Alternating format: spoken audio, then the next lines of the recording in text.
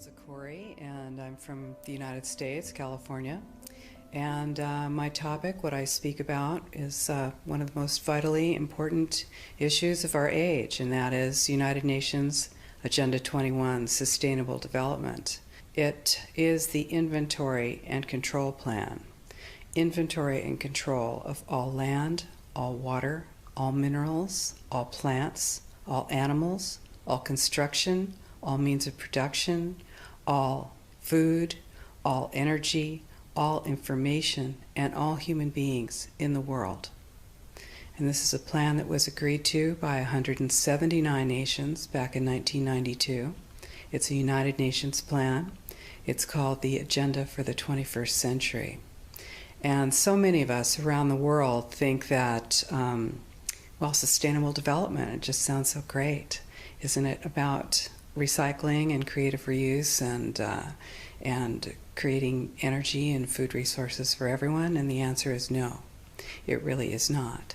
It's about moving populations into city centers, concentrated city centers, and clearing them out of the rural areas. So I found out about it in a very unusual way, actually, because I spent my career as a legal witness, as an expert witness for the California Department of Transportation. I'm an expert in land use and land valuation. And so, of course, I was valuing property for the government so that the government could acquire that property for road projects. And what I found about 10 years ago, or 10 or 13 years ago, was that land actually, it was very difficult to say what it was worth because you couldn't know what people could do with it because they were being restricted from using their property. And as I explored that and found that it wasn't just in the San Francisco Bay Area where I was working, it was in fact all across the nation and the world, I looked behind that and I found United Nations Agenda 21, Sustainable Development. The goal is to move everyone out of the rural areas and into the large cities, and to destroy representative government, and to move it into to government by unelected boards and commissions. Now here in the EU, of course, you've already moved to that position, where it's an erasure of jurisdictional boundaries, an erasure of national boundaries. And that is the goal, because as Zbigniew Brzezinski said in 1995, you can't just impose globalization pell-mell as a total movement. You have to do it incrementally, and the way to do that is through regionalization. Every nation that signed on to Agenda 21 has its local Agenda 21 plan. People in the United States are completely unaware of this. If I go out and talk about this, the United States press attacks me and calls me a conspiracy theorist, which is totally ridiculous. It is a conspiracy, but it's not a theory. It's a fact. Here in Europe, it's openly spoken about, local Agenda 21. The principles are public-private partnerships, which is fascism. And this is how it's implemented on the ground, is through this joining together between corporations, non-governmental organizations, and governments in order to cut out the actual individual, your voter, and instead to take that to a level where we literally cannot penetrate. And this is the goal. So this is already far progressed in Europe.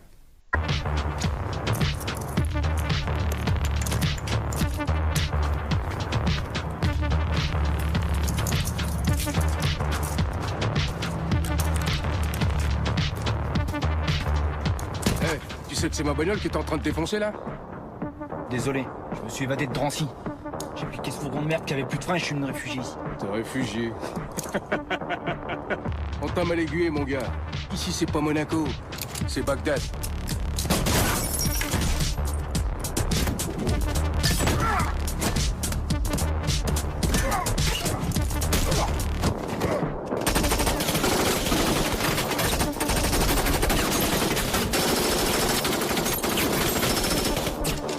Right now in the United States, we are moving into massive regionalization. The United States has 50 states, and it's divided into cities, counties, and states, and then the federal government. Instead, Agenda 21 is top-down. It's global, regional, neighborhood, and none of those positions is elected. Now, what this truly means is if you tell people that they have to build only smart growth, high-density development in an urban center, and then no development, no buildings, no residential, no commercial can happen outside of that very, very concentrated area, then what do you have? You have a concentration camp of the future. This is exactly what it looks like. And you see, it's very much more subtle and much more sophisticated than it was when the Nazis were doing it. You are not going to get thrown on a train car. You'll have your family well monitored. You will have your energy restricted. You will have your school service cut, your sheriff service cut. You will find that you are not able to get your goods to market, and then you have to move into the city, and then you will move into this high-density development that is subsidized with our property tax dollars, and pretty soon you will have the Wildlands Project, which is predicated on moving people out of the rural areas. And this is how it happens. So, you know, people say, well, hey, nobody's getting me off my land. Well, it's very easy. You know, no one's going to come to your door with a gun, but they will move you off your land, and you will be in the cities, and those cities will be full capability of surveillance, monitoring, and control. These buildings, these high-density buildings, are being built with a concept of eyes on the street. You become basically a deputized police adjunct. Your job is to watch the street. Your job is to watch your neighbor. The war on terror is a war on you. And we all know this. We feel it. This is why we need to stop it. So this is our plan, is to use the courts at this point and stop this plan. And we're working on it.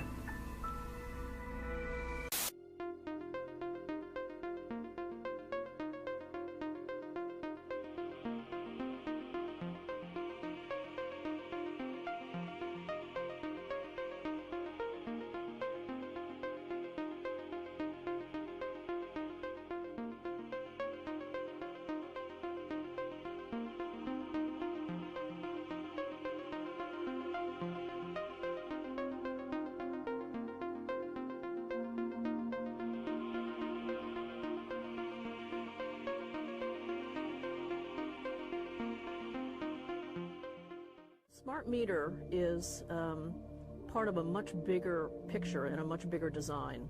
A two-way transmission device that ties into the larger smart grid plans that are being built out across the world. Ce réseau entièrement pilotable, c'est le réseau intelligent, aussi appelé Smart Grid, la combinaison d'équipements informatiques et électroniques pour piloter le réseau électrique. L'élément essentiel à ce système, c'est votre compteur électrique qui devient communicant. Grâce au Smart Grid, on pourra détecter une surtension liée à une trop forte production et y apporter immédiatement la meilleure solution. Soit en activant le fonctionnement d'appareils électriques, votre chauffe-eau par exemple, soit en passant un ordre de stockage à la batterie de votre véhicule électrique. En cas de sous-tension, ce même compteur donnera un signal de réduction temporaire des consommations du client. Cette nouvelle technologie dessine le profil des réseaux de demain. En France, ce sont 35 millions de compteurs communicants qui permettront de gérer cet équilibre entre les productions et les consommations. Un réseau piloté au service de tous, capable d'intégrer et d'accompagner nos usages actuels et futurs de l'électricité.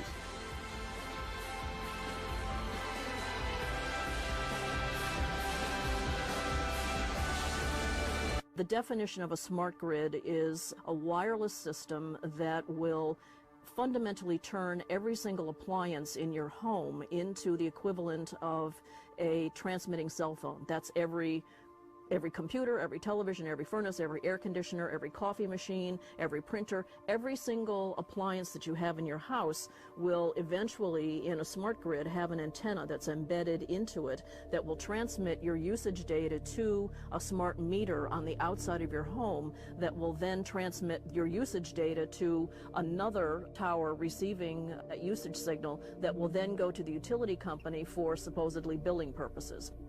Not all signals will just be about your individual use. There will be aggregate meters that will bounce signal from house to house to house within a neighborhood that will then accumulate all of the usage data that will transmit that to the utility company. Now, what that will do is that the end metering system that is transmitting all of that data will be firing an RF signal at many, many times a second, which will increase the average homeowner's radio frequency radiation exposure exponentially. Et c'est aussi l'accès à de nouveaux usages. Donc ce compteur dit intelligent, c'est vraiment aussi un projet de société derrière une filière technologique créatrice d'emplois, puisqu'on estime à 10 000 emplois le nombre d'emplois potentiels sur la fabrication, mais il y a aussi l'installation, il y a l'entretien, il y a les nouveaux usages qui vont être portés par ce compteur intelligent. Et donc ce que je souhaite, par la loi de transition énergétique, mais aussi par la mise en mouvement des filières industrielles et de nos savoir-faire, accélérer l'objectif. Notre objectif, là, c'est 3 millions de foyers donc équipés en 3 ans. On va essayer d'aller plus vite, puisque normalement 80% des foyers doivent être équipés en 2020. Normal cell walls, fairly separated and looking healthy. So after 2 minutes of exposure in front of the smart meter at about 1 foot away, we see a totally different story. Sample 1, you can see a lot of degradation in the cells. The cell walls have been broken, and you see changes in the cells which are called mycoplasma. It shows a mutation to the cell. In the second sample, we see a different type of degradation to the cell membranes. You can see a corrugation here. This is called bottle cap formation, and it's known that this occurs due to oxidation or exposure to free radicals. So this third subject, when we did her sample, she had to be pulled away from the meter after 45 seconds because she complained about an increasingly severe headache. And here you see a phenomenon called rouleau, where the red blood cells are stacking up, which makes it very difficult for the blood to deliver oxygen to the tissues as they would be their normal function.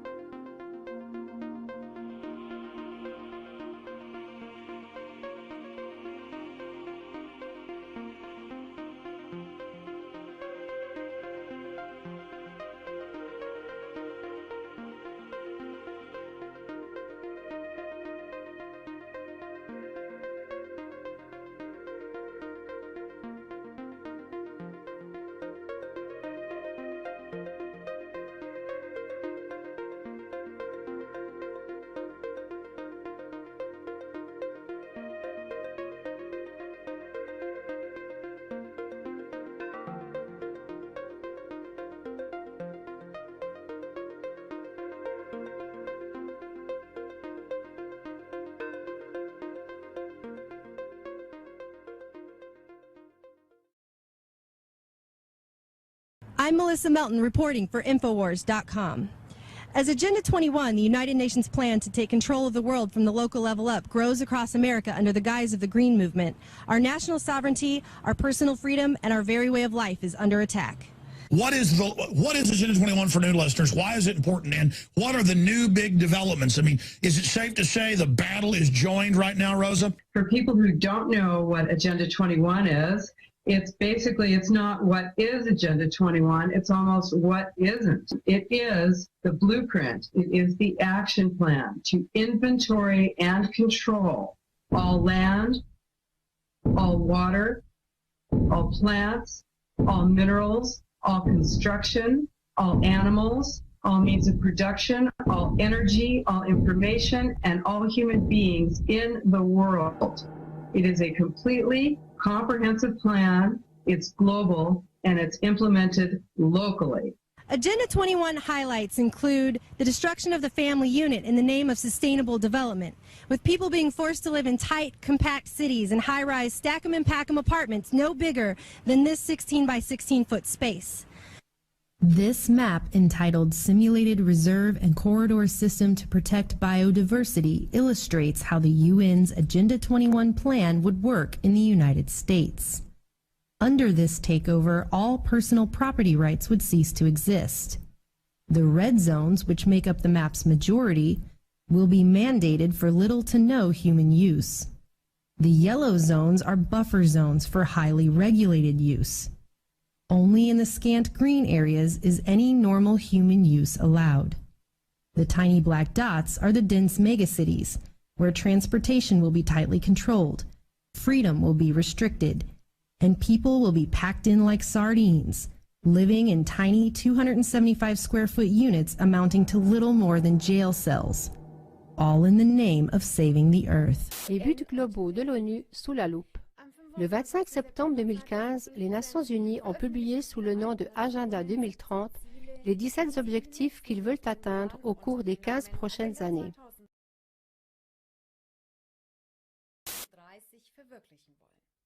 Tandis que son prédécesseur, l'Agenda 21, se limitait presque uniquement à des aspects écologiques, le nouveau programme vise presque tous les domaines de la vie.